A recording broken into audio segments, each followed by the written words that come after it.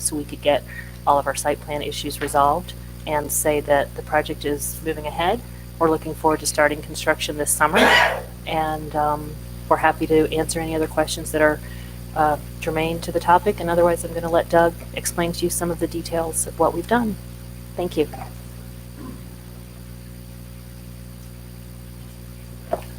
Good evening, Mr. Chair, members of the board. Doug Reynolds with Goral Palmer. We met December 18th, and we went through most everything on the site, had a good discussion on questions, and one of the members brought up, and the peer reviewer brought up a comment relative to the tree boards forest that they constructed between Asa Elementary and the high school. And subsequent to the last meeting, we, as Robin indicated, worked with staff, worked with the tree board, determined that, you know, that we found another spot that we could put our wet pond into that would avoid the forest completely. So again, I want to keep the microphone near me. Previously, the detention pond has been between the two schools here. We've since then redesigned a wet pond between the pool, Goodrich Drive, and the baseball field. Again, that's been designed such to meet the DEP requirements for water quantity and water quality. Based on conversations with staff, we understand that the staff would like to have as a condition of approval a fence around the pond and potentially some added guardrail. As Robin alluded to, the location of the pond requires an easement from the town of Orono. That easement process is under process, and it's intended to be completed as part of the approval. Also, we've submitted a previous comment response letter addressing a couple of the peer reviewer comments relative to adding a culvert at Westwood Road driveway. Then one other thing. Ms. Schweitzer, Swinzer requested a change of the plantings in the parking lot. We eliminated the elm trees and added honey locust trees in their place. Besides that, the proposal hasn't changed significantly. Minor changes here and there, and one other aspect of the adding the wet pond down below, as we indicated, the pond that is adjacent to the new back parking lot had been a grass under-drained soil filter. Because we have the wet pond, we were able to eliminate the water quality portion of that and maintain the water quantity. It's a detention pond now, just to maintain the same flow underneath the driveways for the pre and the post conditions. So apart from that, it's pretty much the same. We've gone through staff, and can answer any questions you have. Just quickly, all this is between providing their date, I believe they have to have it to us. We submitted in October. It should be middle of March is their statutory time limit. So we've gotten comments from them and responded to them, solid waste comments, things like that. To date, we haven't seen any additional comments on the stormwater from the resubmittal of that as of yet. Fairly straightforward. Do you have any comments? The only other thing I'd speak to, just to elaborate on, is that council did pass an order giving the town manager the authority to execute an easement for basically the extent of the retention pond. We have a copy of the easement language, so really now it's just a matter of working with the town attorney to make sure everything is in order and then sign the agreement. So that's why the condition of approval, they would obviously need right title or interest before going ahead with constructing the pond, but yeah, that process is pretty far underway. And Doug addressed the only additional comments that staff had were the fence and possibly extending the guardrail further up Goodridge to prevent any people near the pool, the school, the field from entering the pond area. Other than that, Public hearing is open. We'll ask for comments from the board as well as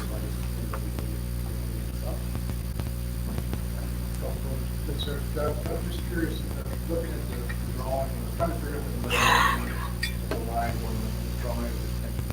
Yep. The fruit fire pond, as you know, wasn't supposed to be a wet pond for retention, so this is going to stay water. I'm just concerned with the school, the depth, kids are going to go in there eventually. What, this is, we're leaving the depth of the standing water, center. And of course, I'm concerned about, when we talk about fencing, a lot of the countries, all the other countries around the country, and retention ponds, they got a fence that's actually more attractive. That's all, the fence, relative to the fence, that's always been my argument. It's an attractive nuisance, but again, it's. I would defer to the successor on that, but my opinion is that we're talking about more properties down and then kids around, but the fence, steep or slope. So again, I'm trying to figure out the delineation is, the shelf that goes in it, keep that as shallow as gradual. Right. So it doesn't go in 10 feet and then drop 8 feet. Again, it is 10 feet deep at the middle, and it's 3-to-1 slope. Below the bench that you're talking about, the bench here is 8 feet wide all the way around. So again, there's that flat area to protect them where there won't be water. So it'll be water 8 feet, and then it'll go up to the top of the berms, which is it's standard design. And again, I apologize, we have a little fence discussion. I was trying to do wet vegetation in there, you can do some shrubs, you can deter people from going in other ways and easily get out of that water, not to feed rescue people. Right. Again, that's always been my argument for it's more the kid is going to get the ball. They're going to hop the fence to get the ball, and if there's no fence, it's easier to get the ball. That's the tough part. Again, we're fine with accepting the condition of approval to have a fence, but we'd rather not. So. That's the question, so reviewed as a town staff, and when I read, what was the thinking of the town staff, particularly public works, and how Rob was looking in on this, town engineer to elaborate on the town's thinking? I mean, I think the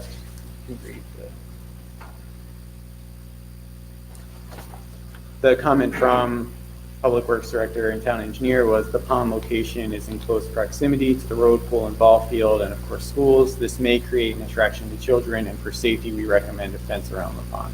So it was their opinion that it would deter, but obviously there's the other side to that argument that it's creating more of an attraction. So that was a question that I brought up at the last meeting about that one, was the young spot.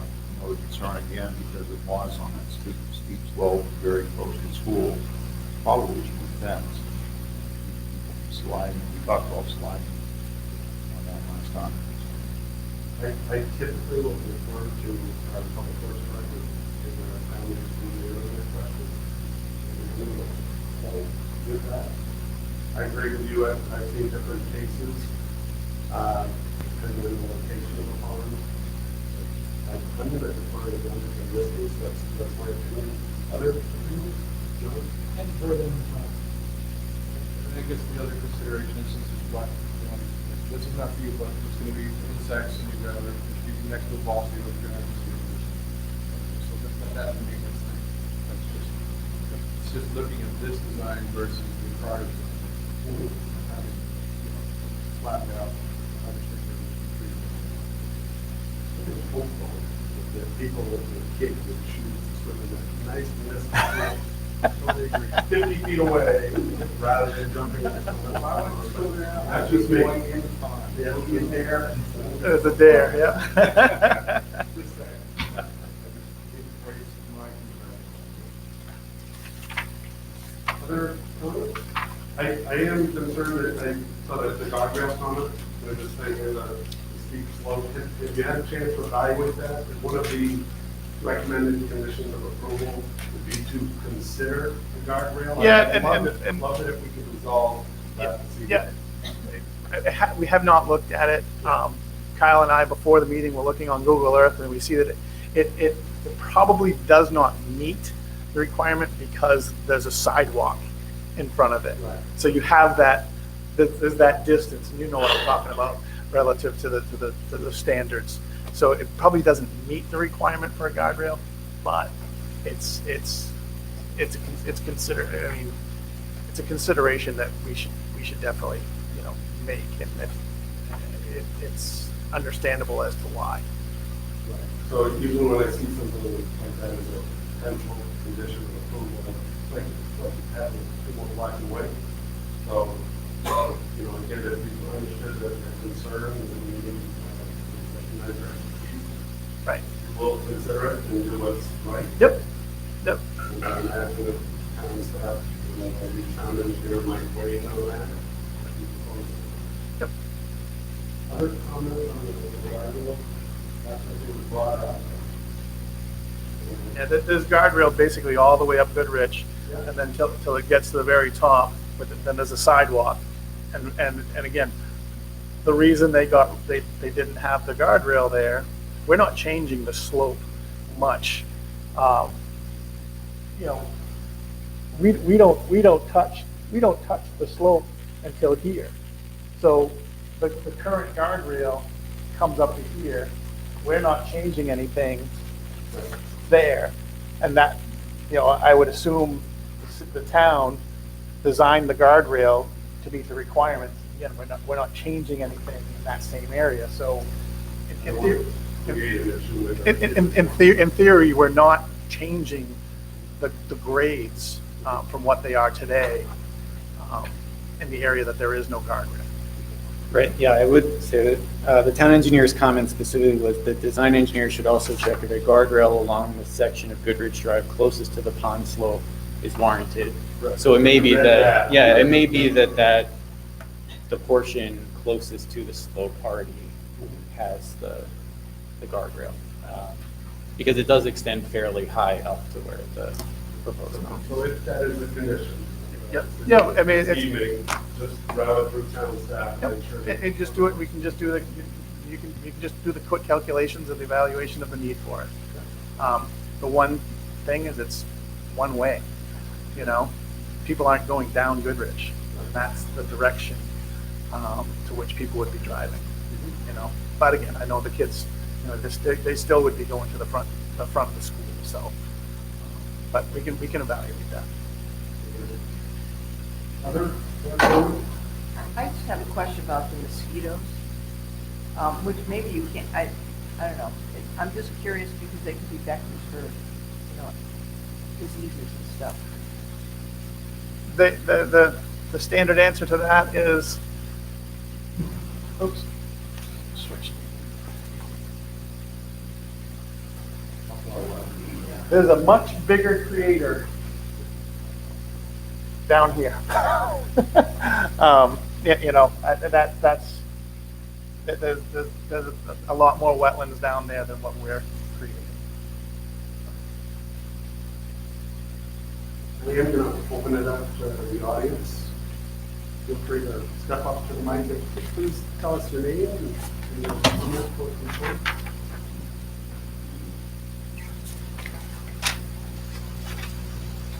And I've been a resident of Orono for 50-odd years. But I didn't come here to speak about the fence tonight. I came to talk about the tree board in the nature garden. But since that came up, I just wanted to say that there never used to be a fence around the pool at the motor inn. going up Route 2. And many years ago, our daughter Kim walked home from school and was very late. And when I asked her what had happened, she said, "Oh, Grace and I had a ball."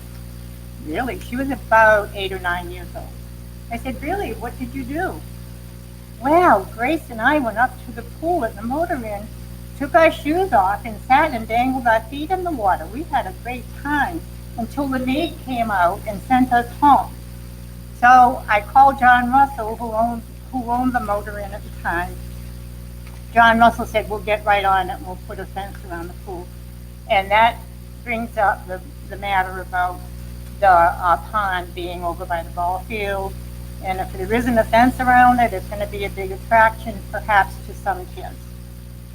So I just want to make that point that where there's water, kids will go to it. And we wouldn't want to have a tragedy in relation to that. But I realize that there are other things to consider in regard to that also. And what I came to speak about tonight was, as a co-chair of the tree board, I wanted to say a big thank you to everybody that is involved in searching out for a better location for the stormwater treatment pond, and for locating an ideal spot for it, which saves our nature garden and the beautiful trees and shrubs that are presently there. And also, it retains the space as a great outdoor classroom, which we use every spring with the fifth graders for our Arbor Day event. So I want to thank you to everybody from our tree board for finding a better solution to this. And thank you very much. I would like to return the thanks for all your hard work in developing the tree board. I know there's a lot of hours and Oh, thank you. in establishing. Thank you. We enjoy doing it, but we're happy that this has been resolved this way, hopefully, if everybody votes on it and approves it. Thank you. Other comments from the public? I'm going to close the public hearing. Discussion for the board members. I think we resolved the last major issue. I was quite pleased to see a reasonable alternative that served the questions. Any further comments?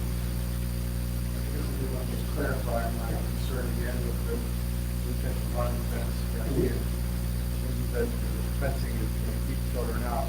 Obviously, if the father is going to talk, but just from my experience with drownings and other issues in other properties, that fence usually is a challenge.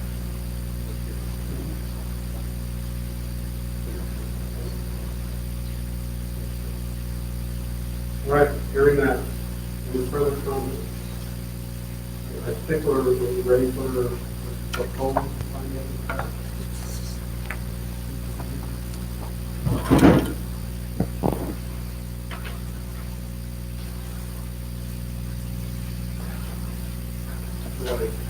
Are we doing the voting numbers? It doesn't need to be, but could. 4 is a quorum, so. What's that? 4 is the quorum. I'd rather, since he's participating. Yeah. Sure.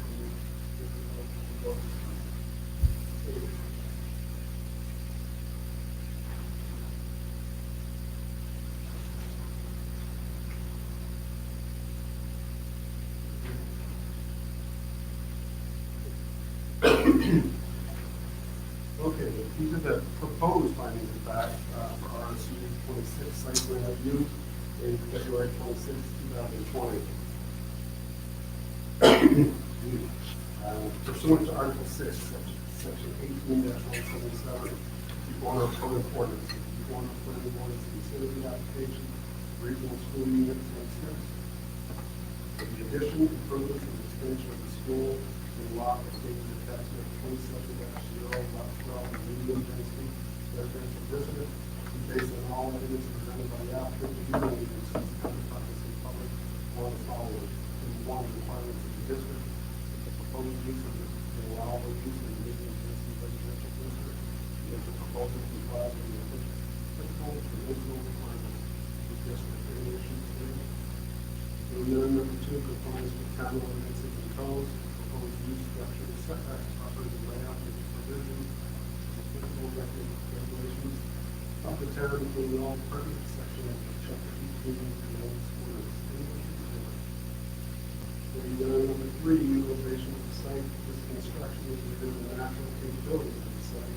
Is located in the suitable area of the site, not disturbing boundary sensitive areas.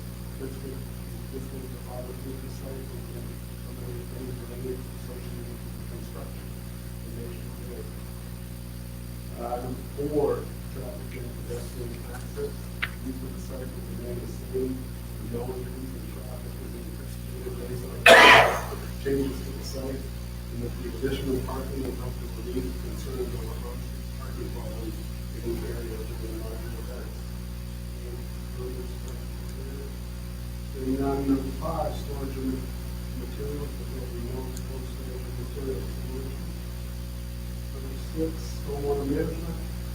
Stormwater management plan adequately mitigates potential impacts of the land, so that no adverse impact may on surrounding stormwater systems to the environment. Number 7, erosion control. The applicant provided for erosion control during construction and permanently best management practice. Number 8, water supply and sewage disposal. The site can be served by off-site water supply and sewage disposal. Comments? Number 9, utilities. That the adequate provision is made for all utilities. Any comments? Number 10, natural features. The adequate provision is made to preserve the natural features of the site. Number 11, groundwater and surface water quality protection of the site is a small area and the eastern portion of the rock which is within the aquifer protection overlay. However, no aspect of the project is considered.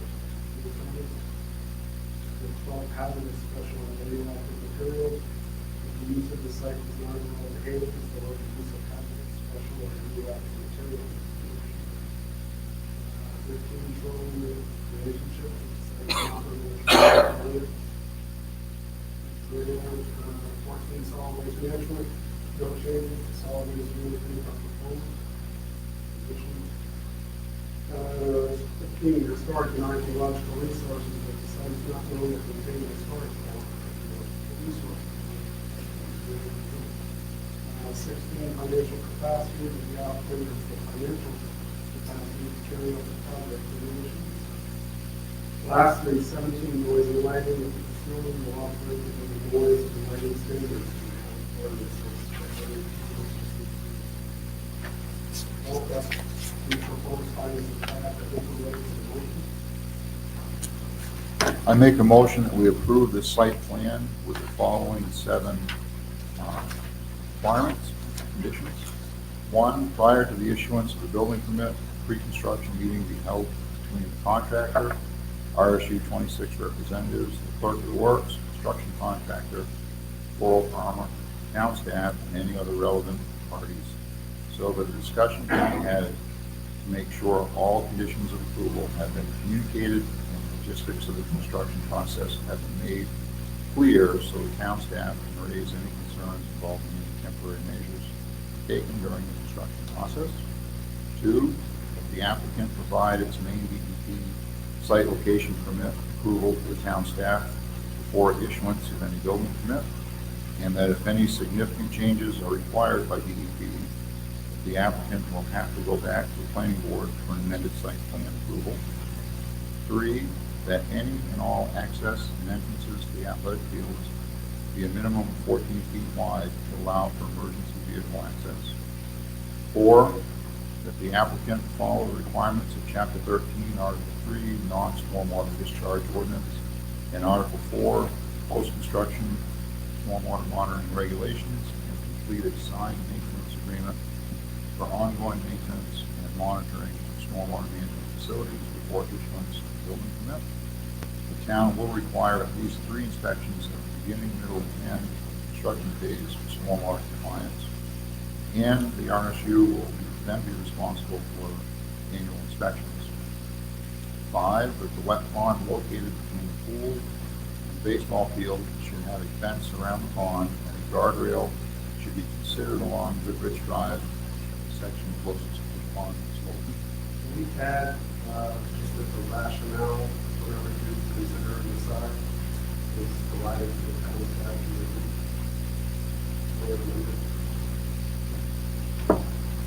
And 6, before any construction begins, permits are issued, the applicant will provide easement language to the town staff so that all agreements can be signed and agreed upon. And finally, 7, the construction of the wet pond should not create any negative impact for any town amenities, including the pool and baseball field, which would impact any of the surrounding nearby properties or cross over any property line.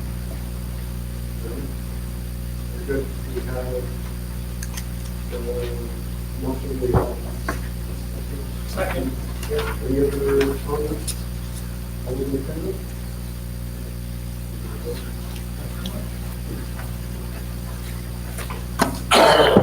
Next up, we have 2 items on new business. First one is a proposed amendment to section 18-130 excavation removal and filling of remains. The remains ordinance, and Kyle, you will prepare us a nice summary.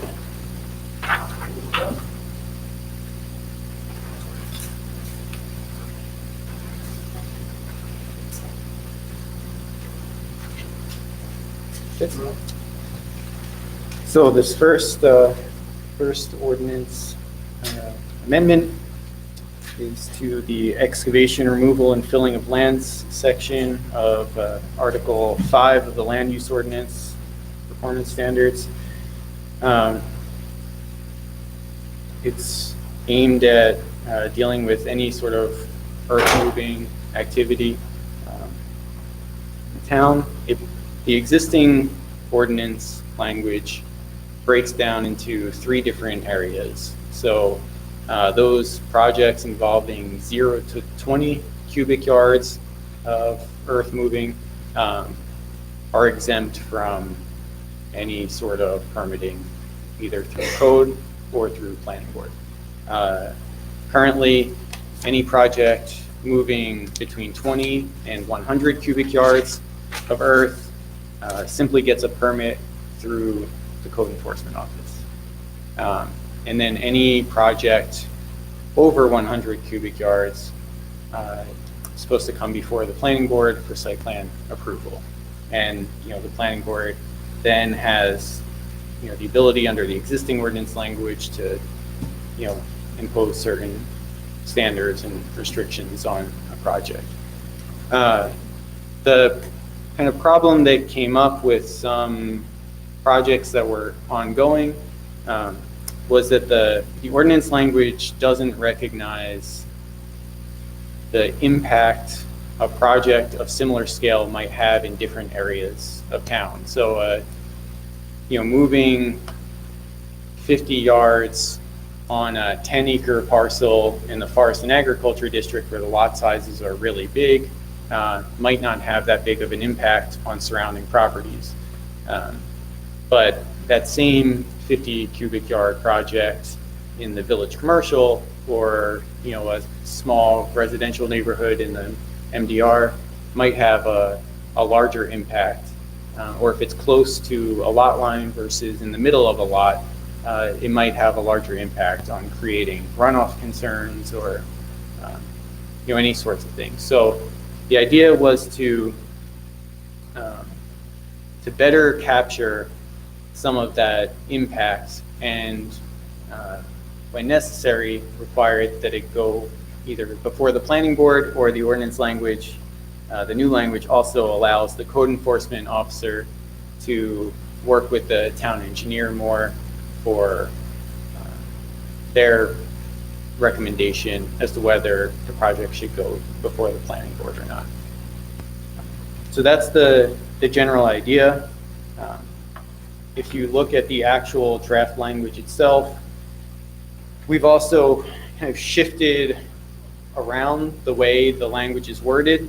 So before, section 1 is staying the same. It's simply saying that any earth moving activity shall abide by the best management practices for erosion control.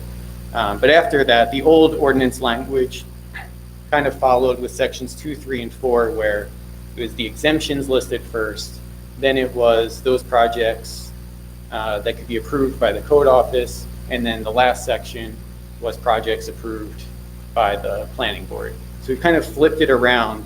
So the second section is the projects approved by the planning board. So sort of getting at the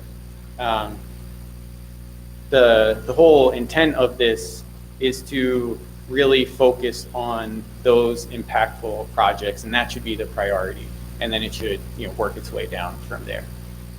So in section 2, where you have the earth moving activities that would require site plan review, instead of it simply being for projects over 100 cubic yards, you have it now so that, if you're over that 20 cubic yard limit, but you're within a 10-foot, you're within 10 feet of a property line, so you have a larger case of impacting, an abutting lot, that would require to come before the planning board for site plan approval.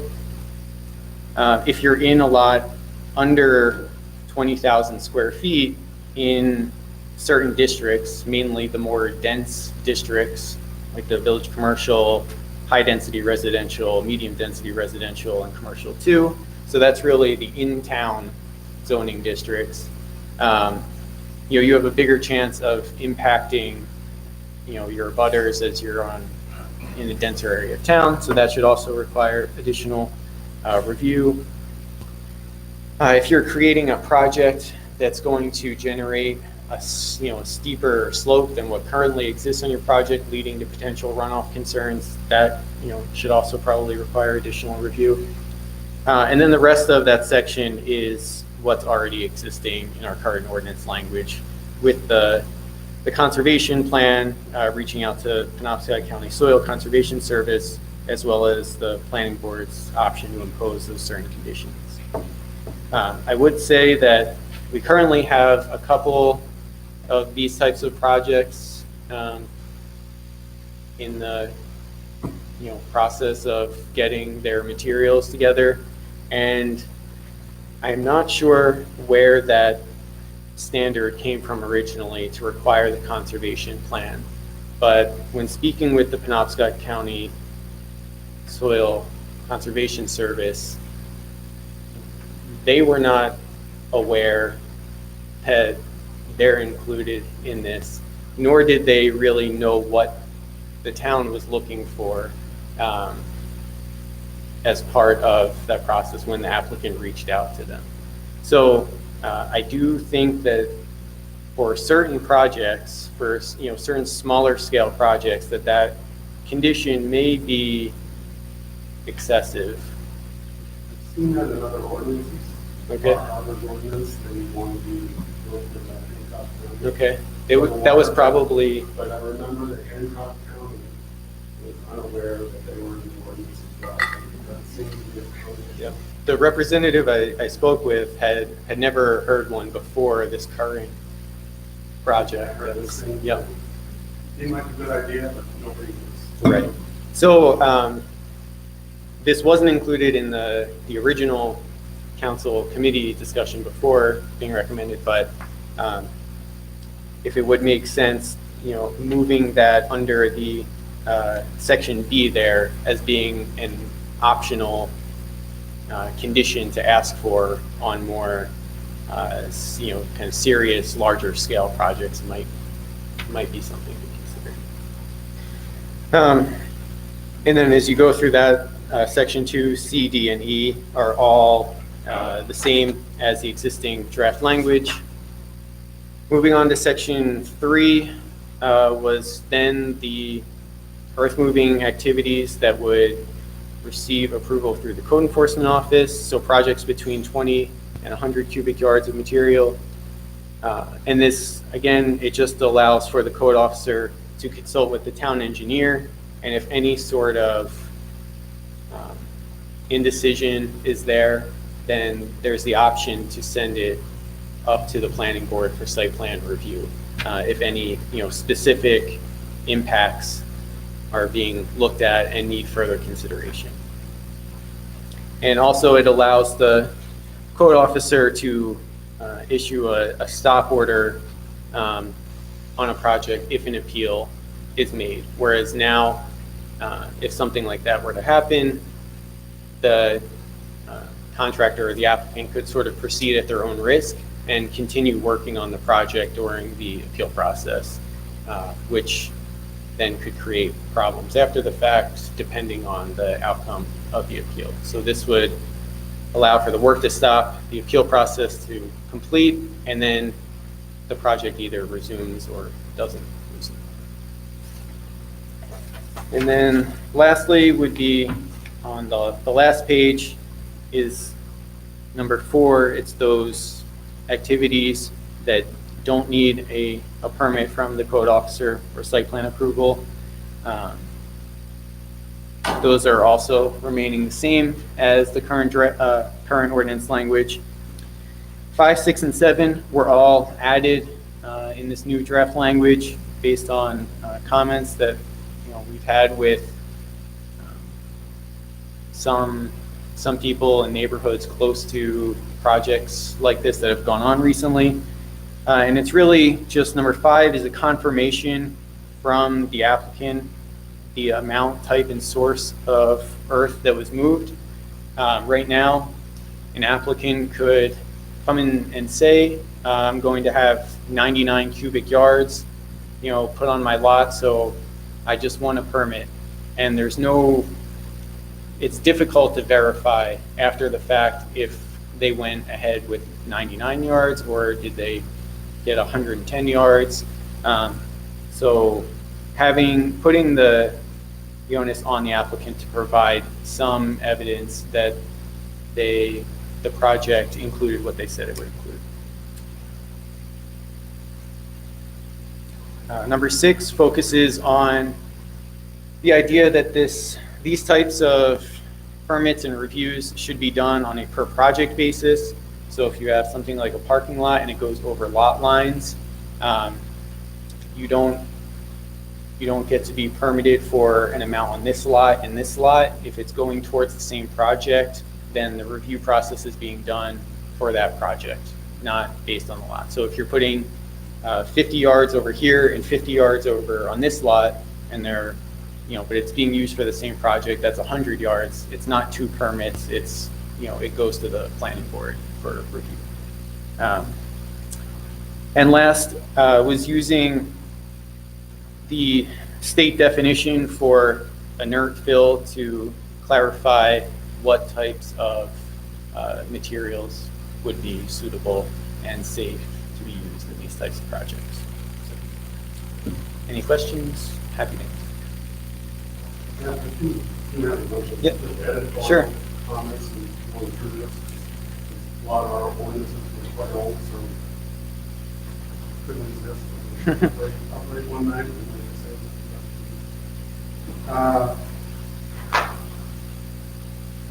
We'll jump in. Yep. Before I open up the public hearing, for people stuff left. Yeah, I'm just curious. So the within 10 feet of a property line, the basis for that, is that from other ordinances? Or substitute that from before? Is basically from what kind of initiated? No, it was new based on sort of what we heard lately about some of these projects and the potential to impact when the project is close to an abutting property. Just the thought that it has more of a chance to impact that property, whether it's clearing vegetation for the project, creating more, creating a surface that's more likely to run off into someone's yard. Just that when you're dealing within close proximity to the lot lines. I was wondering whether 10 feet was enough or whether there was. That's the side yard setback, so that's where the 10 feet came from. But we do have a rear setback of 20 feet, so it's obviously open to discussion. Page number B, the 2-to-1 or steeper. and get into the little bit I just wanted to get looking at the ABCD, and it looks to me like one over here is a subsection of D. I don't think that's the other. Is that indent like a subsection? Maybe that's how it was written before. Which part are you looking? So page 2, Mm-hmm. section 2, A, B, C, and D. Then after you get to that 2 to 1 or steeper comment, indent and go to number 1. So it appeared to me when I Oh, I put see. it, that was a subsection of D. Right. That's a separate one. It applies to all the language sections. Correct. Yes. Conservation plan, along forward or right in that section.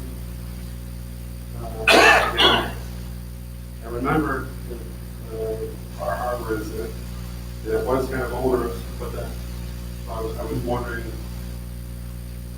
I think it's a good idea to protect neighbors and all that, but I was wondering if we could soften that, make it address that. Right. I kind of agree with that, whether it might not be applicable in every instance, but, you know, I know some of there's teeth to it, but it might not apply in all Right. Having it be there, but optional, yeah, especially for the smaller scale projects. cases. Right, next page, page 3, so letter C, page number 2. With it, section C2. And I'm just, when I read this, and again, I know this probably won't be happening before, but before site plan approval is issued, the operators will follow the town's performance plan of the nature and amount satisfactory to the planning board and the town manager. And when I read that, I happened to look just a little bit, and I'm not sure that the planning board would define the amount satisfactory. I think that's usually town staff, the town engineer, planning board. If I recall, usually doesn't decide whether those numbers are satisfactory. We might have expertise. Yeah. Jeremy here might have a strong opinion. Right. I'd rather we provide the number rather than. Sure. Yeah, that was part of the existing ordinance. Either way, I haven't read it that closely before, but. Again, at the bottom, that's letter E. It's just, again, how it reads. So, you know, and I was following down through to see how everything else was written, like what you see. It says, mining, excavation, or removal of material is prohibited. And then it goes on to describe that. But when you first read that first part of the sentence, it might be a little bit confusing. So I was just wondering whether this is the opportunity to reword that. So my thought was, example, you know, prohibitions on mining, extraction, or removal of material.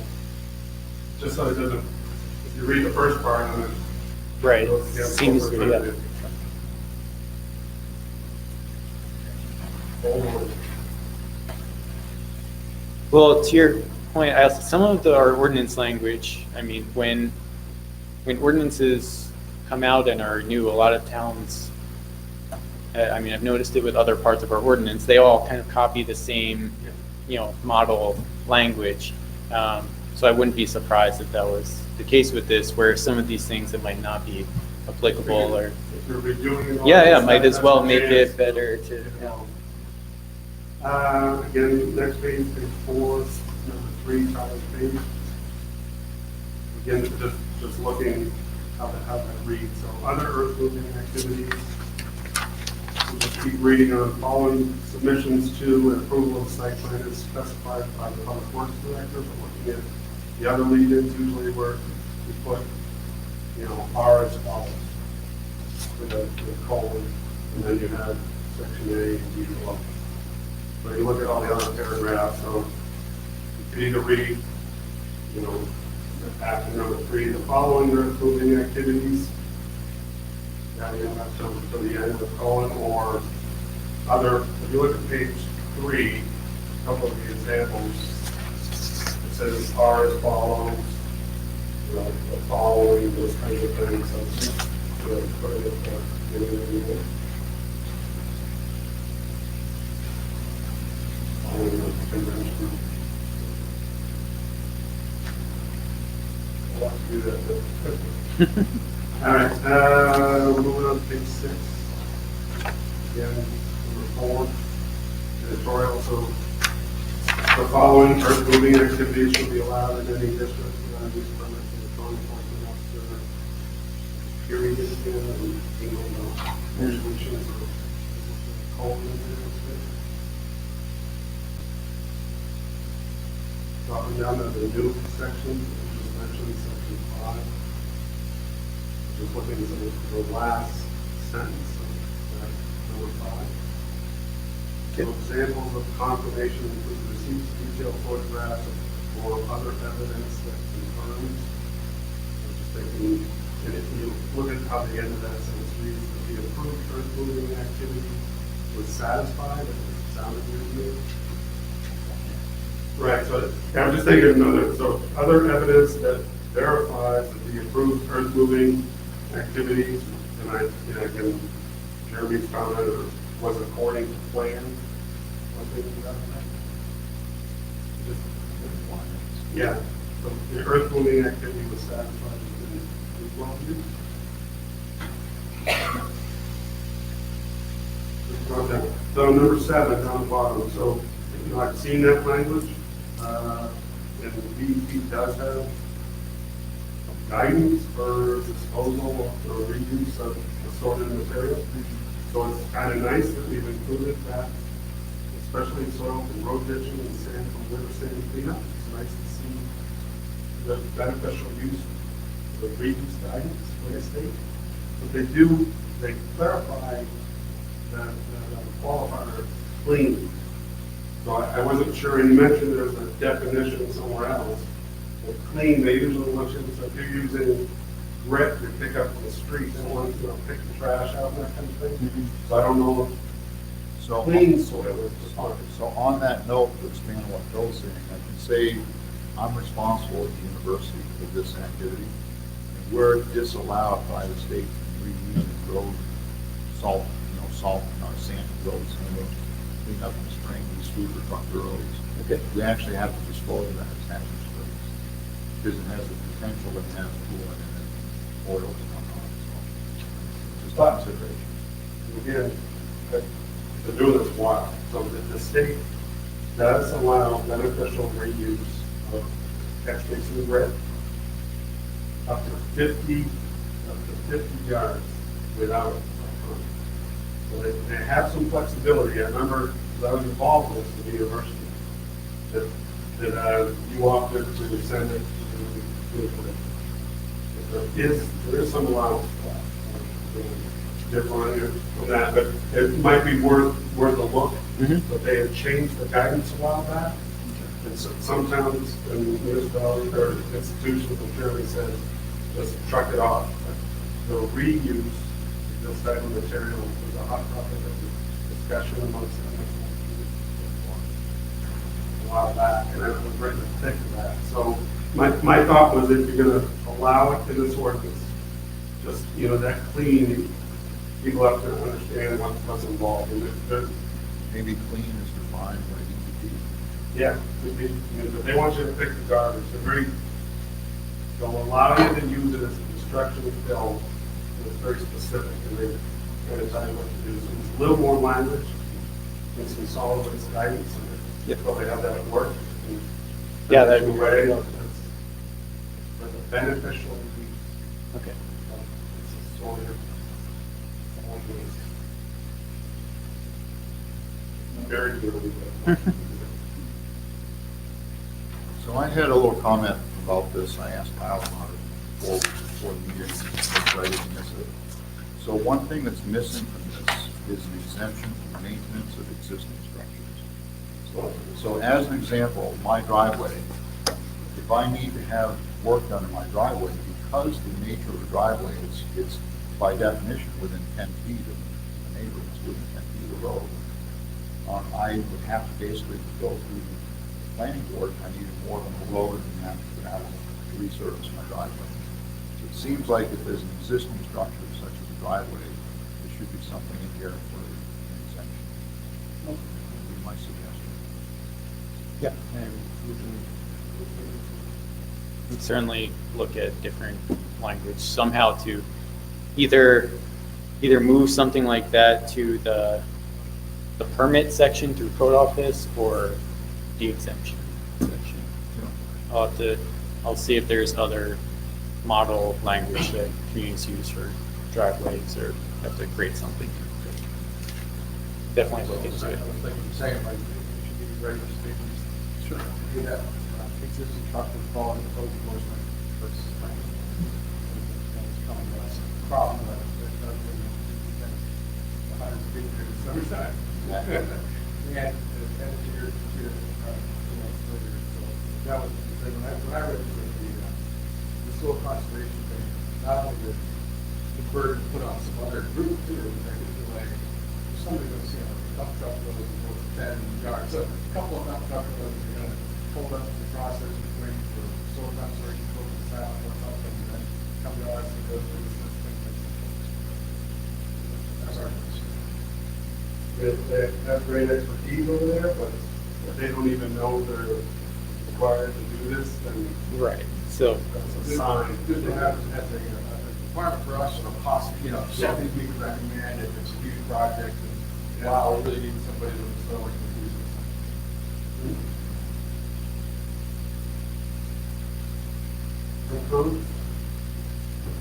I have one small wording change that I come from, and that is on page 4. Item 3 at the top, item A under 3, and the next to the last line, it says, let's see, it is determined that more information is required. The project shall be, it says, it reads now, shall be recommended to the planning board. How about referring instead of recommended?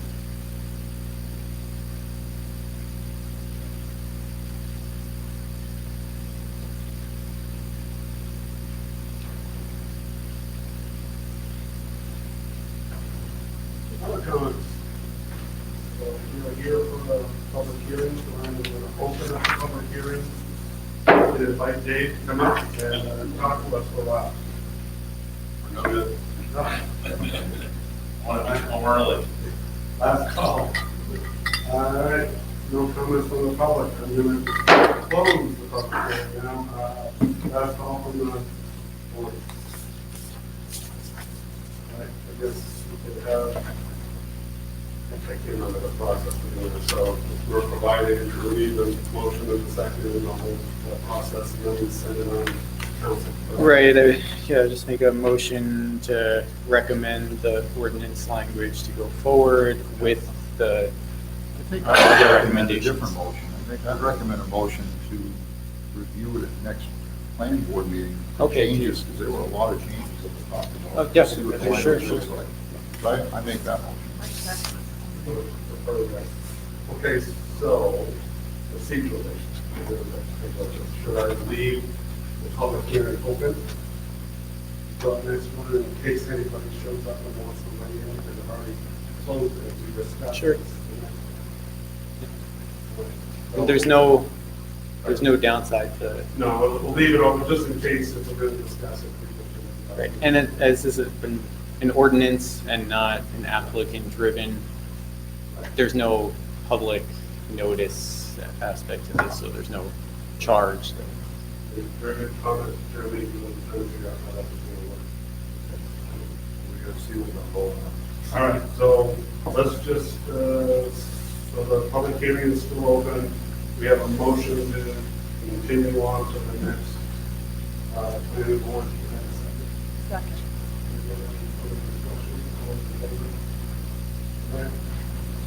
Next, we have another public hearing this evening. It is for a proposed ordinance amendment to chapter 18, sections 18-21, 18-106, and 18-23, chapter 29, public health and safety, article 3, to define zone, provide performance standards, including a licensing system for marijuana establishments, if the town decides to opt in and allow such use, and Kyle will provide us with another. That. All right, so this one's a little more difficult to sum up. Did everyone receive the cheat sheet that Maine Municipal Association has put out? Okay, so that does a good job at least getting a kind of basis for things. So there are two marijuana laws. Basically, there's adult use or recreational marijuana, and then the Maine Medical Use of Marijuana Act. Currently, where both laws are, is that each municipality has the option to opt in to allow the different marijuana establishment types, which are just businesses. So, personal use of marijuana, that's not really what this is talking about. The municipality has some authority at regulating, people can grow for their own personal use a certain number of plants, and, that's talked about at the very end of the ordinance language. But the most part, this is focusing on these businesses. So on the adult use side, there are four types. There's cultivation facilities, manufacturing facilities, testing facilities, and retail stores. And on the medical side, there's also the testing and manufacturing. Instead of, and there's the caregiver retail stores and dispensaries, which are sort of also act in that kind of retail mold. It's a similar looking business. But on the medical side, there are no cultivation facilities. The medical side defines it as cultivation area, and that can be kind of built into a dispensary or a retail store. So, but from a land use perspective, the way that we looked at it was that a manufacturing facility had the same impact on the community, whether it was manufacturing adult use marijuana or medical marijuana. And a retail store, the way it was designed and where it was located was similar whether it was adult use or medical. So instead of kind of creating two separate ordinance sections, kind of combine them into more general versions that include both the adult use and the medical side, since the land use standards would really be aimed at affecting both of them equally. So that's how we defined the four types of establishments. So then with the cultivation facilities, we sort of lumped in cultivation areas on the medical side into cultivation facilities, because, so for instance, a medical marijuana registered caregiver or dispensary can have a cultivation area. But the town has the authority to basically zone that and put standards on it. You can't prohibit caregivers from growing, but you can impose some restrictions on it. So we lumped it into cultivation facilities just for consistency's sake. So the ordinance basically looks at each type of facility and then has sections for various performance standards. But I guess before that, we should probably talk about the zoning, because that's the larger conversation. So if you look at the second page of the standards ordinance, The first one is marijuana retail stores. So out of all our conversations, we focused on these being located in the Commercial 1 district, which is primarily on Stillwater Ave, and some on Godfrey Drive as you approach Stillwater. So on the maps you have, that's the pink area towards the top. So University Mall, like that area, that's Commercial 1. Commercial 2, there are a few different Commercial 2 areas in town, but if you see the little 15 note there, this would be allowing these retail stores along the Commercial 2 corridor on Park Street only. So marijuana retail stores would not be allowed based on this in the downtown area, in the Village Commercial. That was discussed through the council process, and feedback we heard from the public, and that's where that landed. The next is the marijuana cultivation facilities. So these would come in obviously different scales. So smaller scale operations would be allowed in the forest and agriculture district, because even though it's growing and it might seem like a more agricultural use, the cultivation facilities require a lot of energy and utilities. So limiting them, putting some of those scale structures in the forest and agriculture district doesn't really meet the intent of that district. So even though it's growing, it's more of a warehouse manufacturing feel to it. So that's why the larger cultivation facilities would be zoned in the Commercial 1 and EDZ, Economic Development Zone districts, which kind of lines up with our current zoning for manufactured uses. So staying consistent to that, marijuana product manufacturing facilities would also be zoned in that Commercial 1 Economic Development Zone area.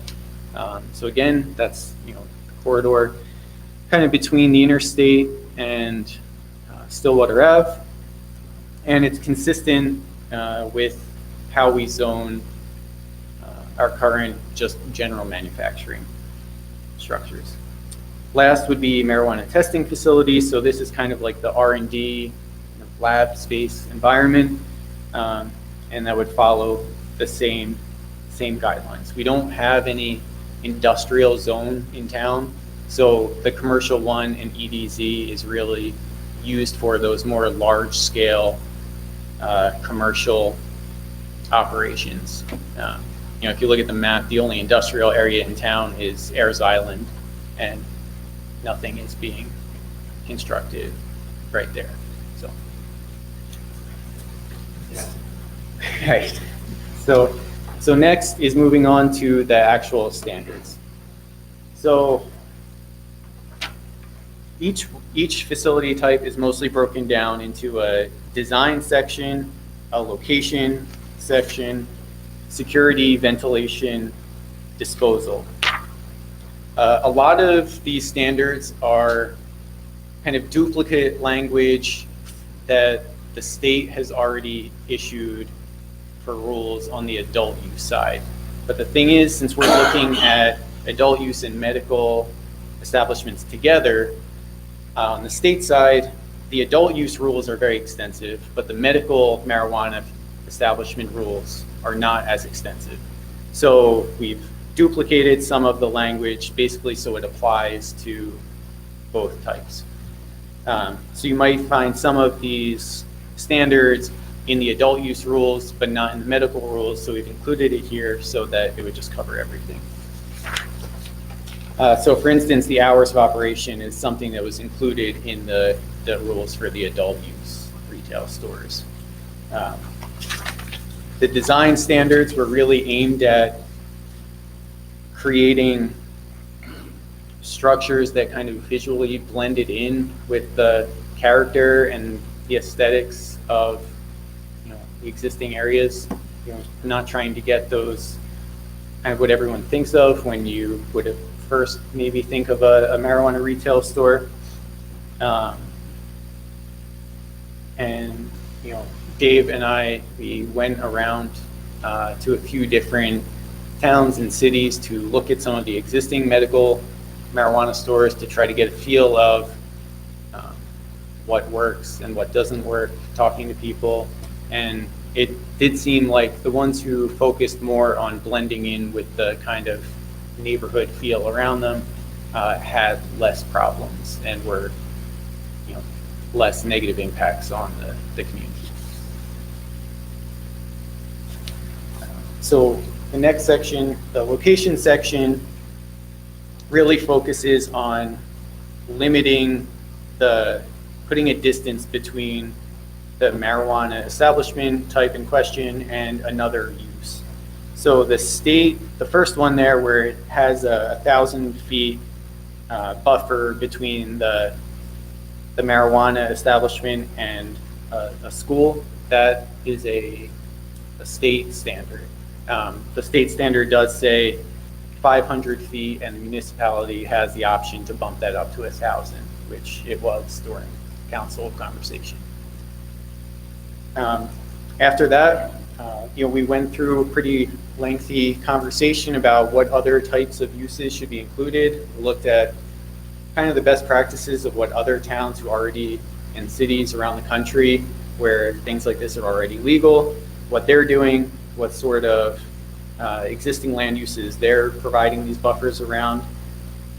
So, childcare, daycare were one of them, places of worship, and the subsection there, 5 of C there, was an important thing that came up, was to limit the space between marijuana retail stores so that you wouldn't create a single area that was just one after the other. There were, oftentimes when loads of different businesses, pharmacies, gas stations, a bunch pop up in one concentrated area. So that was aimed at kind of spacing them out. And, some communities put a cap on the total number of licenses they're willing to give out. But instead of doing that, we felt that this kind of put that cap in there without actually putting a number on it, because there's only so many. When you look at the C1 and C2, you have a pretty defined area as it is, and then you're saying they can only exist within 500 feet of each other. So I just looked at number 4 caught my attention. Yep. Talking about the C2 in that section of the property home. They say 500 feet from the university property line. That limits probably a fair bit of that one C2 area. So the area to the north of Park Street, we'll have to take up that whole block. Right, there aren't as many. If it's 500 feet, I'm just thinking from the university property line takes out a decent chunk of that C2. Yep. There's a lot of limitations. Yeah, so all of that was looked at, and then this was the result. So I think the university, I think supported. Our streets. Yeah. I really like the 500 foot buffer between the sides. So it's just Denver 5 years ago around the meeting, but it was just every square foot was blocking everything. So at least the 500 foot block, so keep the block parts. Great. I don't know. Check now when you want to do it, but that's Either way. curious. In the retail store, we mentioned that the church property, church worship, but it doesn't, the church property doesn't provide testing, manufacturing, or cultivation. Yep, so the logic with that is that the retail stores are very visually, you can tell what it is probably. Whereas the manufacturing and the testing facilities especially, it could be an existing testing facility that only does testing on marijuana for a portion of its business. It might not even be solely dedicated to marijuana testing. But the cultivation facilities and manufacturing facilities that I've seen, either online or in person, they really just look like any other warehouse space from the outside. So it didn't feel that there was the need where, people passing by probably wouldn't even know that it was there. Expectation of living in a sign. Right. And also those types of uses would be limited to the C1 and EDZ, sort of away from the in-town areas on generally more isolated parcels. There might be a couple areas but it's not, it wouldn't be on the in-town area where loads of people are walking and passing by at a frequent basis. So that's kind of in line with my comment, you and I spoke about earlier too, is, that section of D of 5, so on page 3, marijuana retail stores shall not operate as an accessory use to a non-marijuana related use or as a home occupation. That restriction is not on a testing facility, manufacturing facility, or cultivation facility. My question is, why is that not also part of a restriction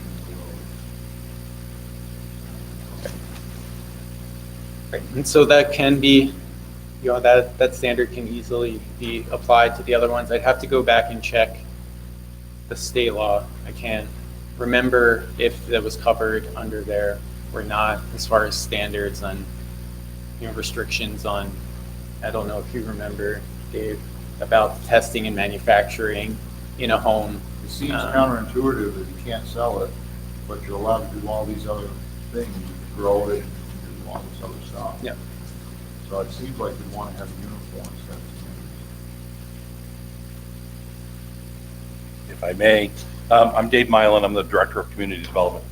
And Kyle's right, is that the reason why it wasn't listed is simply because of the state law, the state standard. You wouldn't be able to have one in a home business anyway.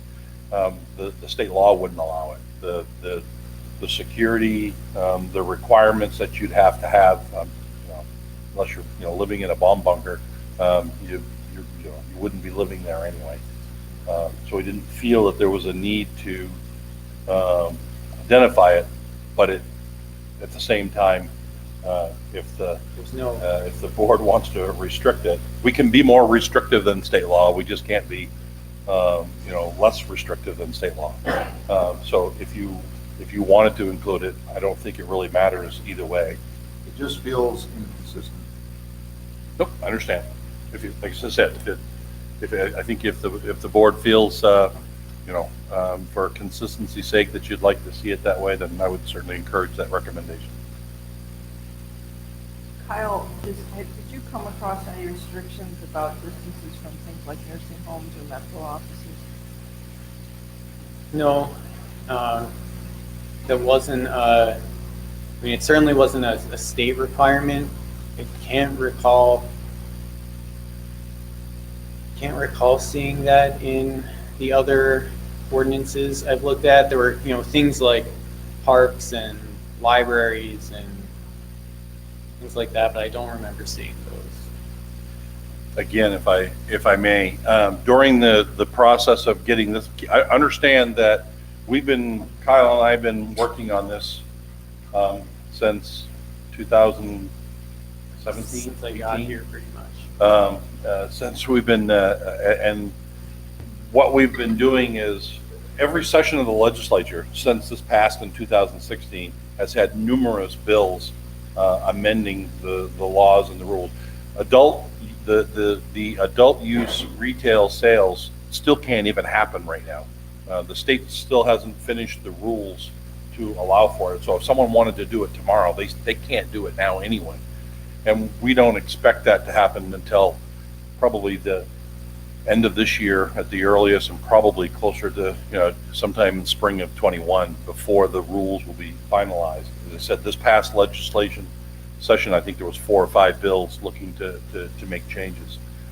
When we started with the prohibitions was the area, we began with what prohibitions are, as far as when we're meeting with the council wanted to start with the same prohibitions as alcohol. And in alcohol, that prohibition, there is a 300-foot prohibition within 300 feet of a nursing home, a funeral parlor, other things. And the understanding, the theory behind that, the legislation and the alcohol is that these is where people have to go.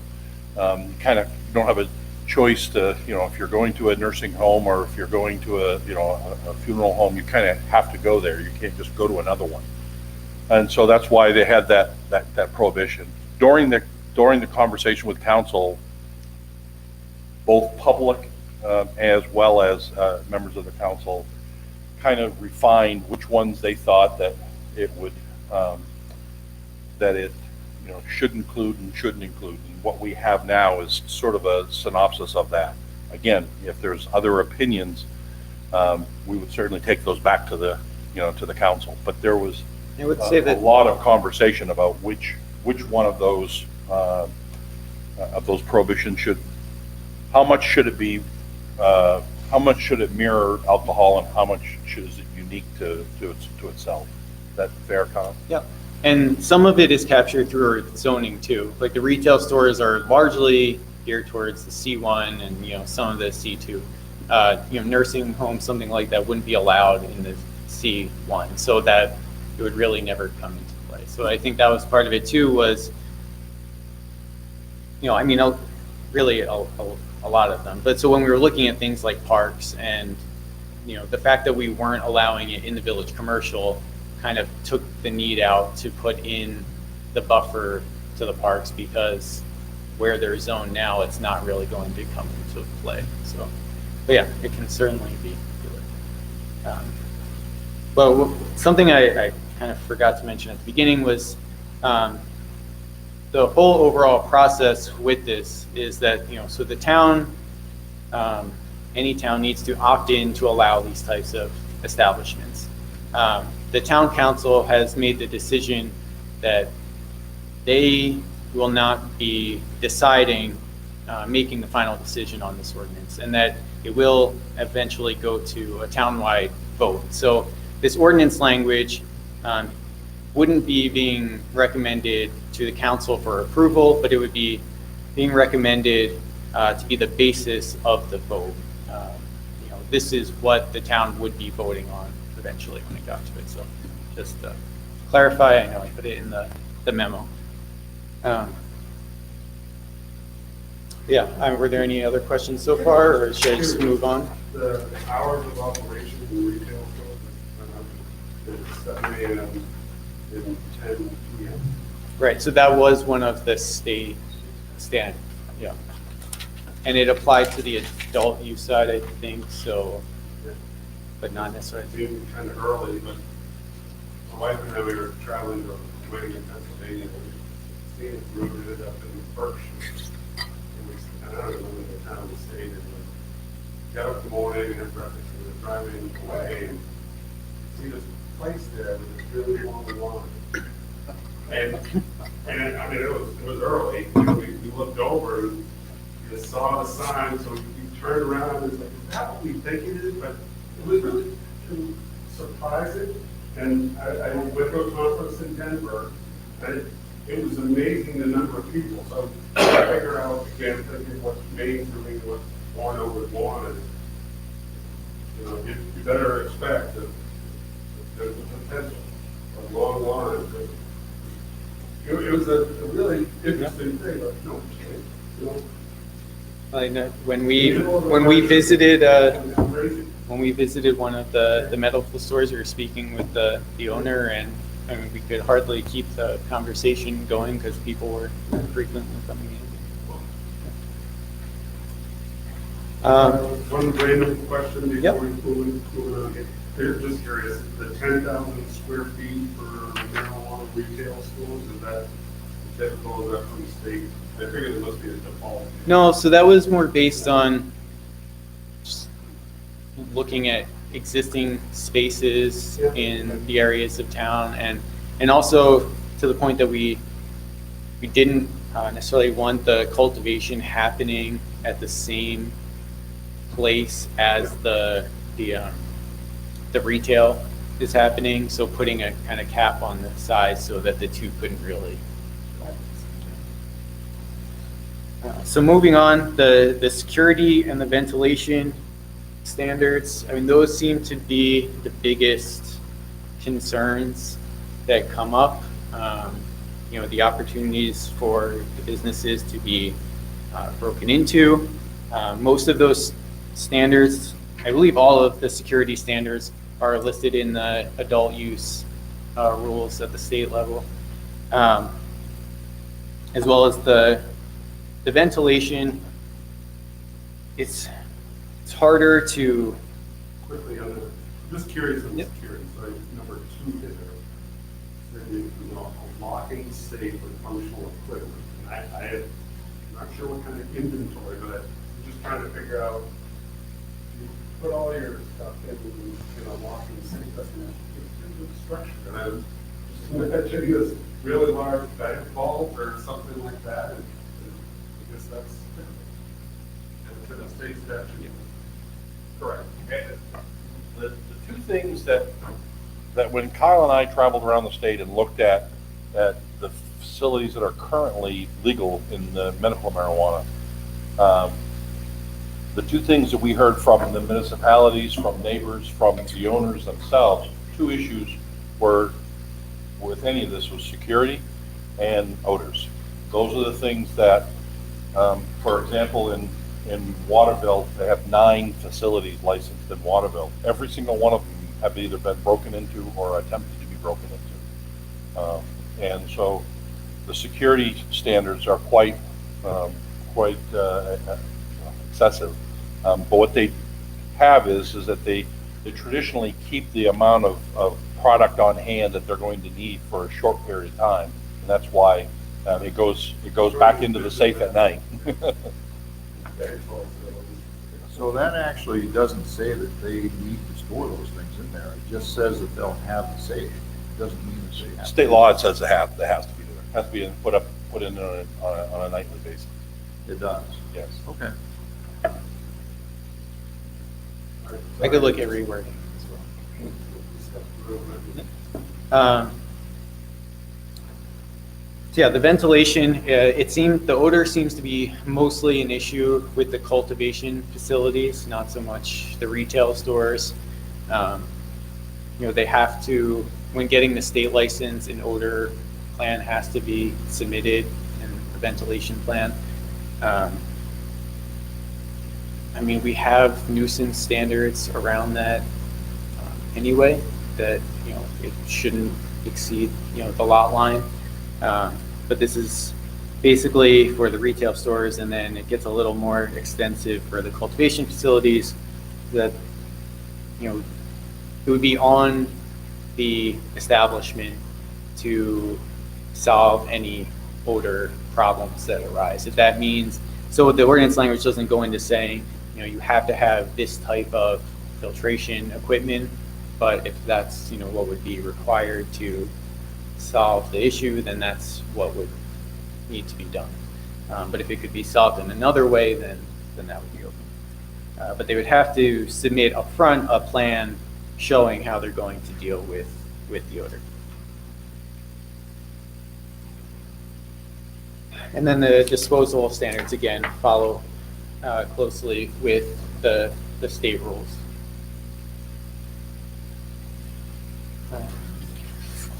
So then, moving on, you know, 2, 3, and 4 are just going over pretty similar standards for testing, manufacturing, and cultivation. So the design standards for those, as Joe pointed out, they're less because those have more of a kind of generic manufacturing feel to them and are in less kind of walkable areas where there isn't going to be as high concentration of people. So focus less on the design standards for those and probably more so on the things like ventilation. If you go to the cultivation section, so section 4, this is kind of where it gets into what types of cultivation facilities are allowed in which district specifically. So all marijuana cultivation facilities in the C1 and EDZ districts shall be located indoors and completely enclosed structures. So the state, recognizes that a cultivation facility could be indoors or it could be in a fenced-in area outside. So in the C1 and EDZ closer to in town, we wouldn't want those outdoor cultivation facilities because that's probably going to create more of an odor issue. So in those districts, we want to focus more on the kind of manufacturing type commercial grow operations. And the state issues different tiers of license for cultivation based on plant canopy, so how much is being grown. So that 7,000 square feet was the tier 3 license. A tier 4 license would allow for 20,000 square feet of plant canopy. And the discussion with the council was that cultivation facilities seemed like the biggest hurdle and the thing we spent the most time on the council level. So, and there was the most hesitation. So it was starting smaller, and then if some of these establishments went in and no problems were realized, then potentially bumping that up to allow for the larger facilities, but starting with slightly smaller scale cultivation facilities. So the next line there, it would allow cultivation facilities in the Forest and Agriculture District, and those could be located outdoors as it's supposed to be more of an agriculture district, but it would have to be completely fenced in and locked.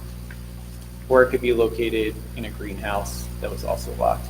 But in the forest, Security concern there, as you had mentioned, it seemed adequate. Outdoor fencing. so that's what the state standards also recommended, that if it was in an outdoor grow like that, that it had to be fenced in and locked, and that was kind of the extent that it went into. Can I make a comment on that? Yep.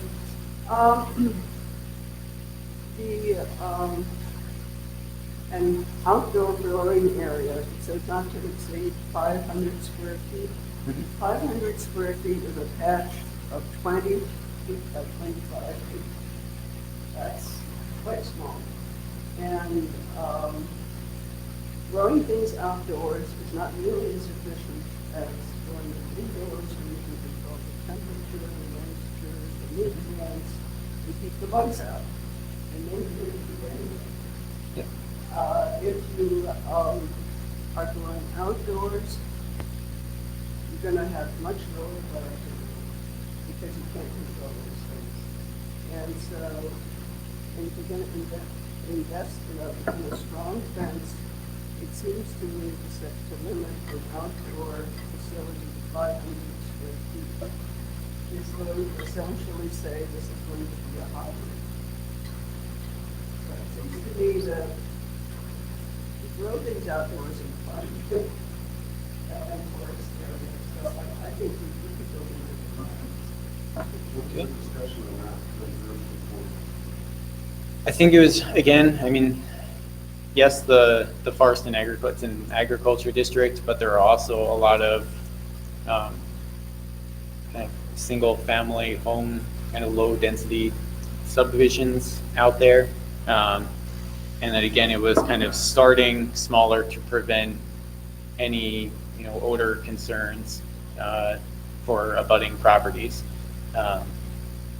And that was, I think 500 square feet was probably the lowest tier license that you would get as a cultivation facility. So that's where that specific number came from. Start small and Right. there's no issue.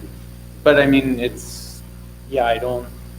that doesn't mean that that's not open to discussion, and, it couldn't potentially be raised.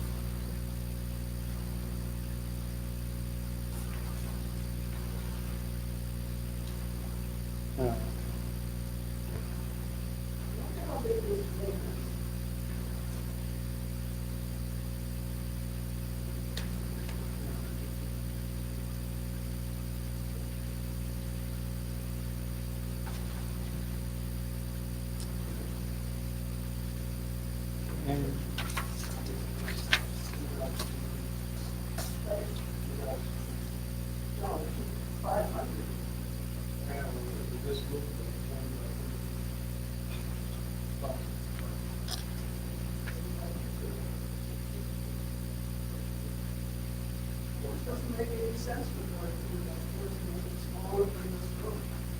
Again, I think you'll find is that what's happened is that when we talk to other places that have been doing it for medical marijuana, the number one complaint you get is a very, very pungent odor that's very offensive to me. And so it was a very small area and had a negative impact on the neighborhood. So And the, what I heard from, at least from council members, was that, yeah, that because some of them had actually witnessed that themselves, outdoor grow up areas that were exist, smelling from a long distance away. Said that they would rather start small, and if there weren't any problems at the time, they couldn't stand that time. They would prefer to start small. the outdoor grows, I think, were also meant to, so you mentioned before the registered caregivers on the medical side.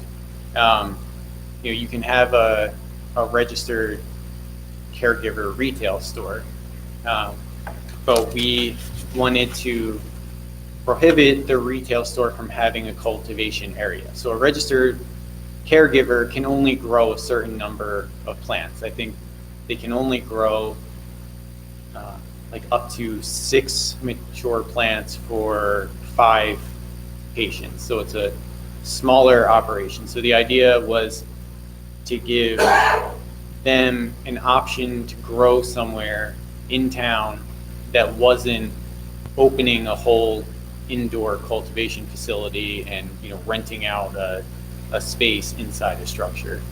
Because originally I think the cultivation facilities were just going to be those larger scale indoor ones located in the C1 and EDZ, and added the smaller scale outdoor ones after the fact to capture those people who were, I think, the caregivers in that sort of operation.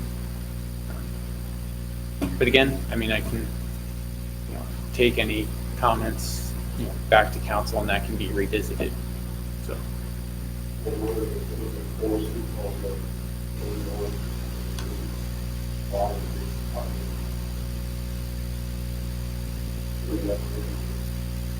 Sorry, what was? I was just wondering whether the people who looked at it, principle were 500, they wouldn't bother with it. If they even 7,000 would be the indoor max, they can force it inside.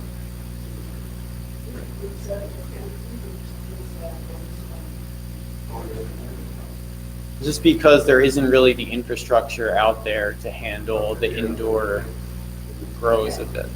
Could somebody build something? There are power lines out there. So, I mean, this is, the forest and agriculture isn't meant for that kind of structure, really, though. It's supposed to, preserve open space, and it's, because originally I did have it in the growing only in the forest and agriculture, and then moved it to the C1 and EDZ, because it seemed to, the form of those businesses seemed to fit more in character with those districts than the agriculture district, even though it is growing. There are barns and there are big barns sometimes in the agricultural district. This seems like a big experiment, so, we're allowing some activity that doesn't make sense to me, it's better on the smaller scale of work. And, It's hard to downsize it. Yeah. The horses out of the line. I get that discussion, There's And- odor control standards for these outdoor sites too, it looks like. So if they're having trouble controlling a 500 square foot area, there's odor standards for that, right? Right. So, I mean, any sort of odor and nuisance standards would still apply. So that would be, the one, an argument to allow for something larger. is that if a problem did arise, it would be on the person who was doing the cultivation facility to solve the problem, or they would probably have to stop their operation.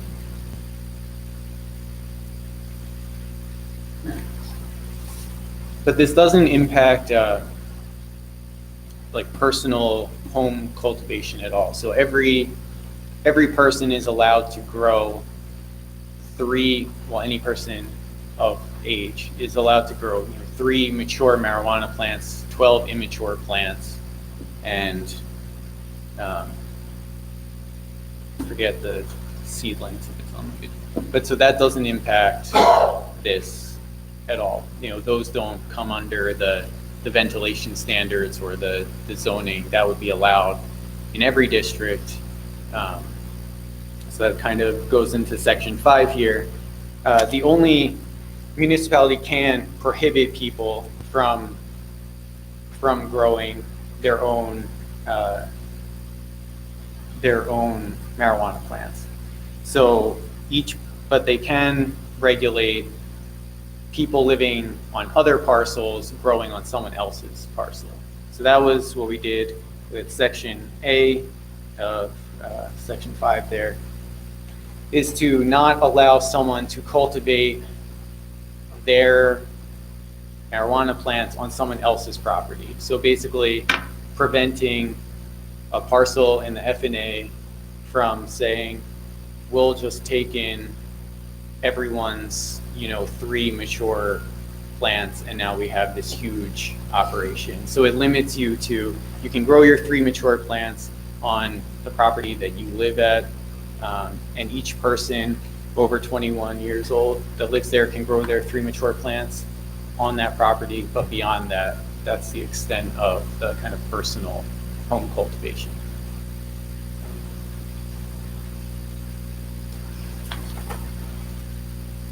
And then the last section of that personal marijuana cultivation is the medical marijuana cultivation, and it says that the registered caregivers and the dispensaries, their cultivation kind of action is looked at as a cultivation facility, which is allowed in the FNA and the commercial one and economic development zone districts. But qualifying patients and just regular caregivers, not registered caregivers, do not abide by those cultivation facility standards. So the difference between a caregiver and a registered caregiver is a caregiver can only grow for, I think, themselves and 1 or 2 family members. So there's sort of a cap on how much they can grow. So they're not getting lumped into the larger scale cultivation options. So that would be looked at more as, the same as the personal adult use growing, where they could grow it on their property.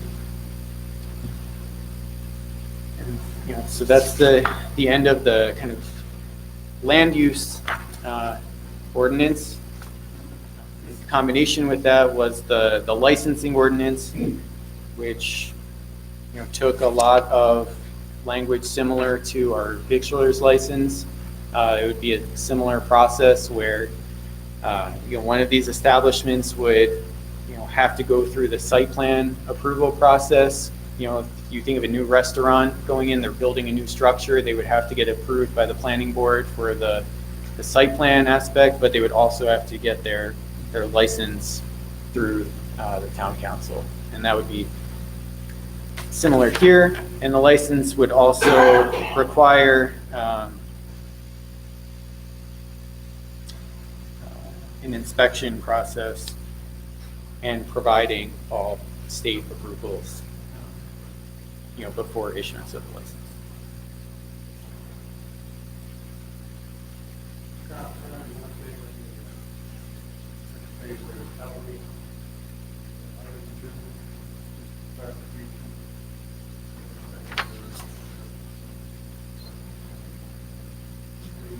Procedure for home establishment.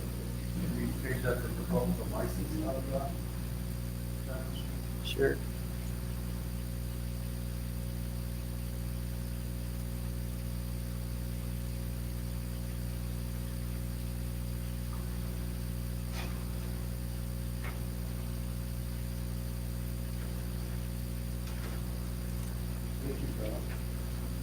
So, I mean, this is there's a lot of information, so it's kind of hard to summarize everything. I mean, we went through numerous presentations and meetings at the council level, so squeezing it all into this was it's a little more difficult. So any questions, I'm happy to answer.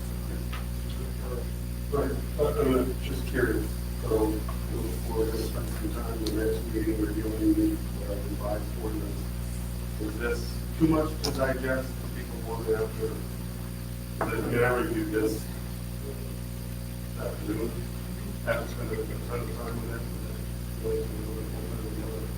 I'm comfortable with this. We have some suggestions, Jeremy and Krista, the size. Is this something that we want to digest a little bit and come back? Or you want to proceed, open up the public hearing? All we're doing is providing our knowledge to the council, then they can proceed on to their public hearing, and then they will go to vote. I just want to know before we are. We're charged with making a recommendation. That is correct. And so, I guess the question is, are the comments that we want with that recommendation, or do we rewrite it? And that's what. I think you can recommend the ordinance with the proposed That's what I comments, see. or Why don't we it use could this go as the either. basis? Why wouldn't we do that? Right, and move on. I wanted to know, if this is something pretty new, not very where So we attach this to council,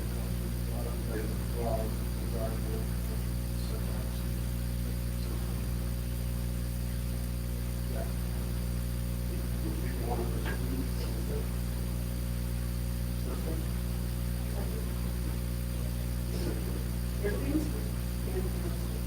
Right. All right, so a couple questions, so we have one item on, I just want to resolve to know what our recommendations are. Jeremy's comment on page 3, talking about, letter, number 5, so if you're following with me right in the middle of the page, two questions, marijuana retail store should not operate as an accessory use for non-marijuana related use for the home occupation. And your consequence of that was consistent throughout, so whether we would want to make that recommendation for all the other types of establishments. So that was one question we didn't really get to discuss. We understand your views on it. He wondered just for consistency whether that number 5 should be in all the other. I don't think it should be because it fits with the stores, because the stores are going to have public that people can come. The other things are either going to be wholesale, or there's something there with that. So they're working, I don't know, sitting there and somebody has it, as an accessory or use. I don't think it's going to wrong with it. Stores are exactly.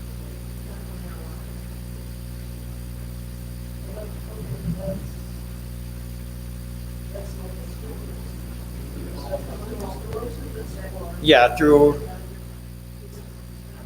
Right, it's different at the state level, but through our definition, I've sort of combined them into the same land use, just.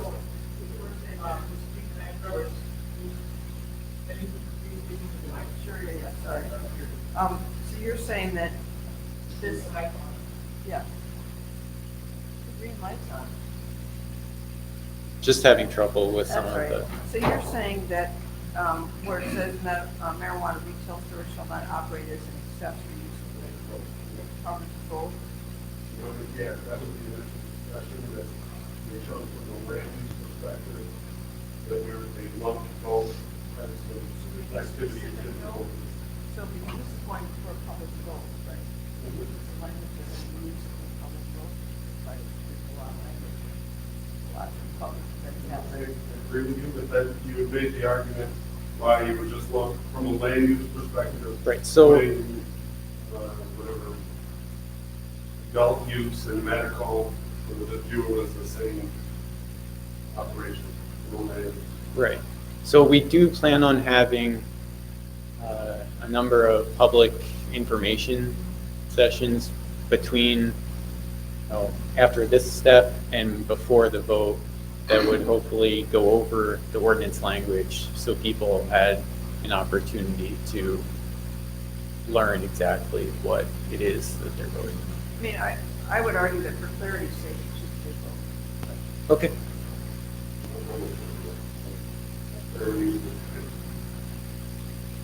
All right, so other comments, I just want to, we need to resolve this, we're going to move on tonight. So, Krista, we didn't, you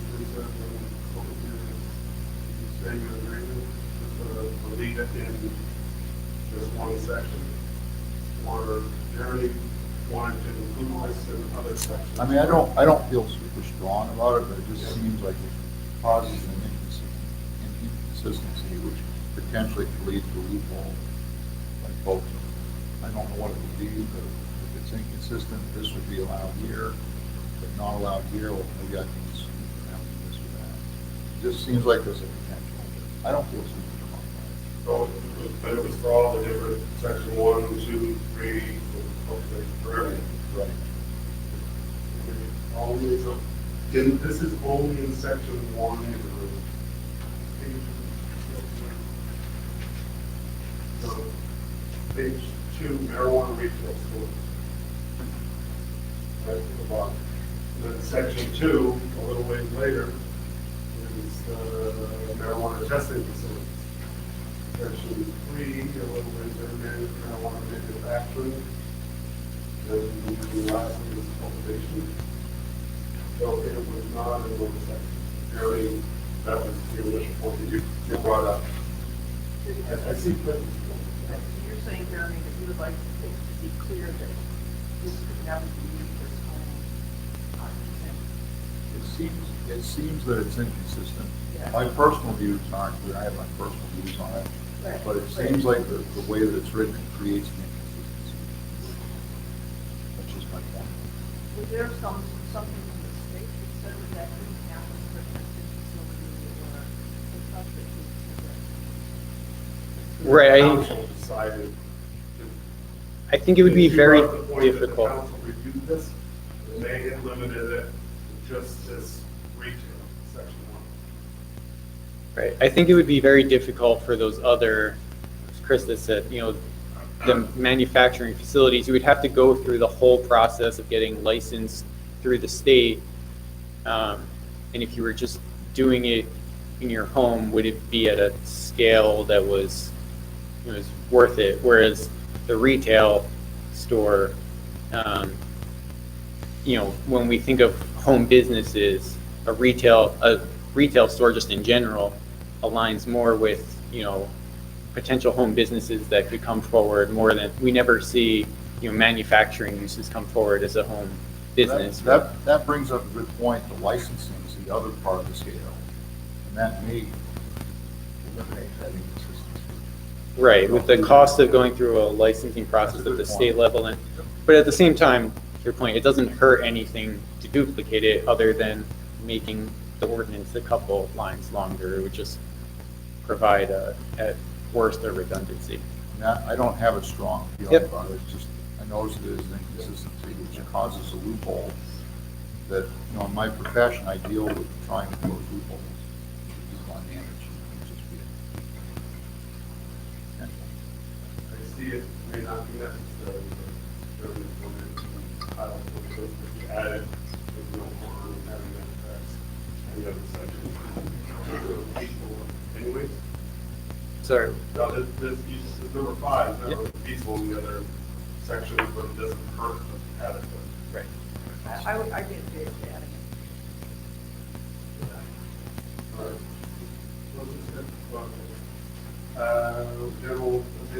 No, I think. Yeah, no, I think it doesn't hurt anything, just, I mean, because it's almost, well, that's the way when we sell on that, we'll add that as a recommendation. Yeah, we're getting there. We're getting there. The other one, there was some discussion about that one item, as whether, in the FNA zone, the outdoor spaces shall not exceed 500 feet, is, estimated, a good point of not really realistic. But I understand the towns and the council, they've been around and around on this, one that we have, it seemed to be, we wanted to start small and perhaps go bigger. This is an experiment.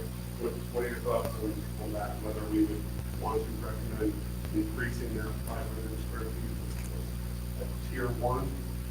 I believe so. Try to follow along here. It was the smallest tier. I'm not sure if that's tier 1 or tier. I'm not sure which way. All right. It was the We need smallest to list. go bigger? I think it, I mean, just speaking to me personally, it's hard for me to judge what positive or negative impact it will have. What's the difference between 500 feet versus 5,000? It's no problem. Well, I think How that's can we part of, recommend one or the other? right, I think that was part of the struggle with this, was trying to gauge some of the impacts, and the reason for starting smaller in some areas was that we didn't know some of the impacts, and potentially going up after seeing that there were none. From a illustration here, thanks to Joe's math, we're looking at 2,000 square feet, so you'd be looking at a quarter of this room. And I don't, This is also, I should I don't note, know too many greenhouses that are smaller than the corner of this room. this is plant canopy of mature plants. So that would allow for immature plants, like on the home cultivation personal side, you can grow 3 mature plants, Yeah. but 12 immature plants, and then seedlings as well. So the 500 square feet is just for the mature plants, and then would allow for additional, And area they for, stagger their crop. right, I don't know exactly how the process works, but. How's it work in your community? I don't have a yard, so- Let's resolve this one. 500, are we going bigger or not? John, what do you think? Stick to 500, I think. Jeremy? 500. I think everybody would have an interest in that. John? Yeah, I get the point, but I think just because it sounds like there's no motion on process, I think there's something to keep it very small. I mean, this is. Doesn't Well, seem you reasonable. know, No, I agree with you. This, I mean, this is new to all of us. For the district, the outside, it's separate up for the next one, so.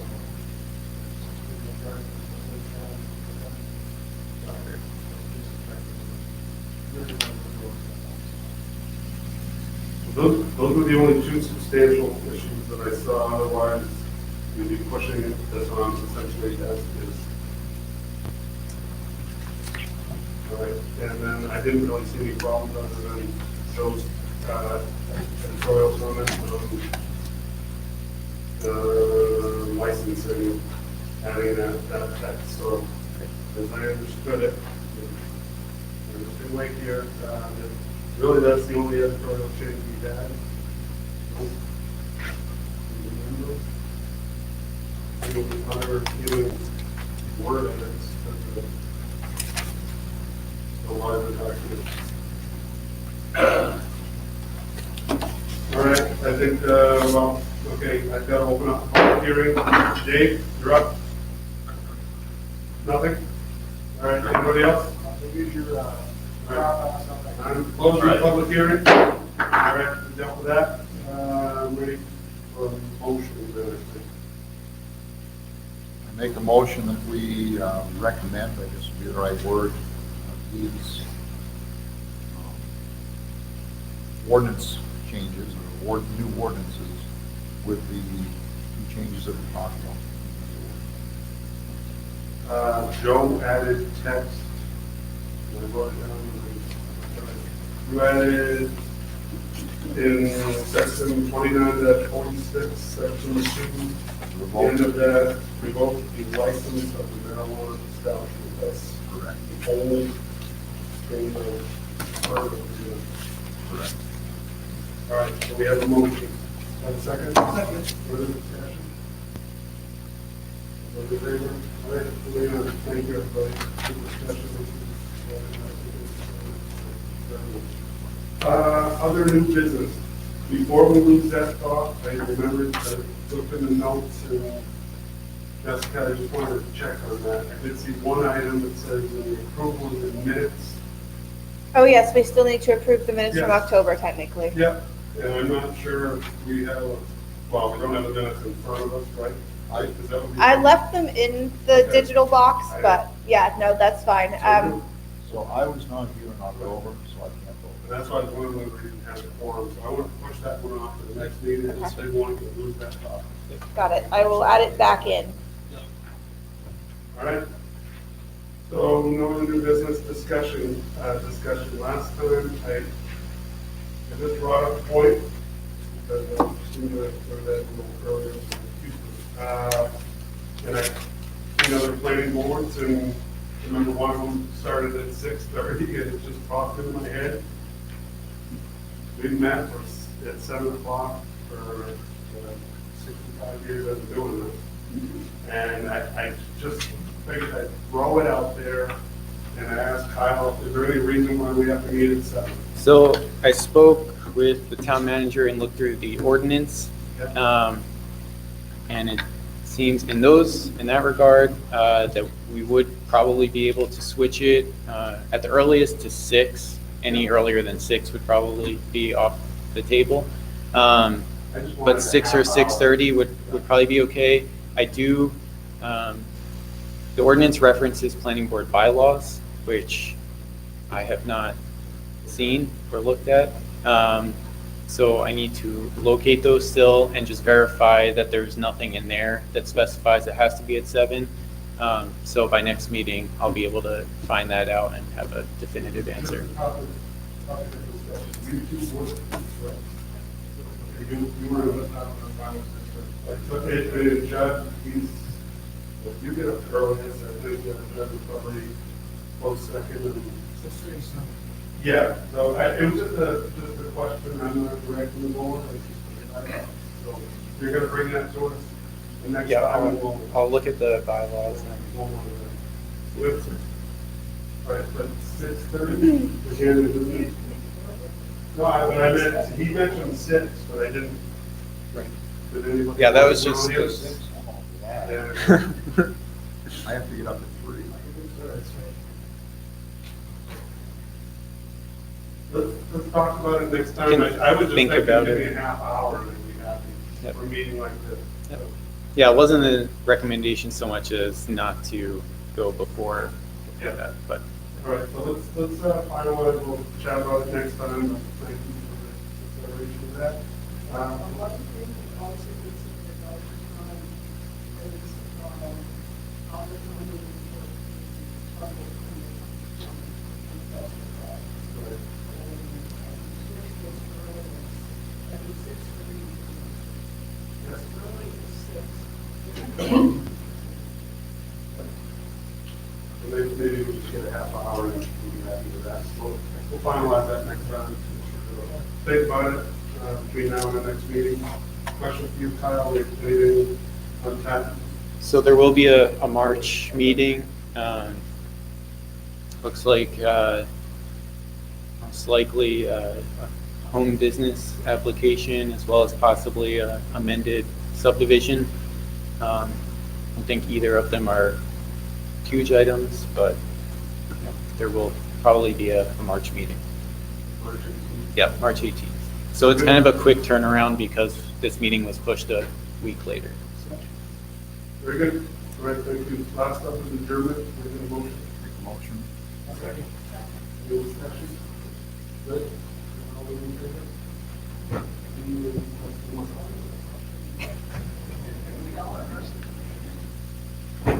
Oh, squash banana.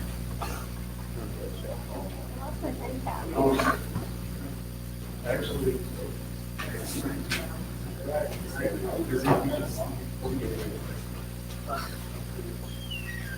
Hey, Dave.